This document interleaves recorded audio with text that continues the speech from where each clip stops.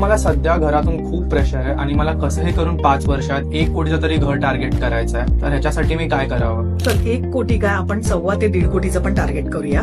पण ते तुला सपोज तू आज घर घेतलं असतं आणि जेवढा ईएमआय भरला असता तेच आपल्याला तेवढ्याची एसआयपी सुरू करायची आहे. सपोज तू 50,000ची एसआयपी सुरू करतोय नेक्स्ट 5 वर्षांसाठी आणि 10% दर वर्षाला स्टेप अप करतोय, तर अंदाजे आपले 48 ते 50 लाख जमा होऊ शकतात.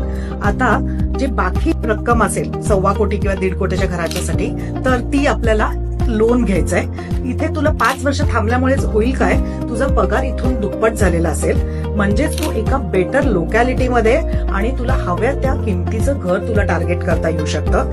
तर असंच प्रॉपर प्लॅनिंग करून जर का तू तुझं घर टार्गेट केलंस तर तुझं चांगलं घर बनू शकतं फॉर अ मोठं हायर व्हॅल्यू. तुम्हालाही असंच तुमच्या घराचं नियोजन करून हवं असेल तर आम्हाला नक्कीच संपर्क करा. धन्यवाद.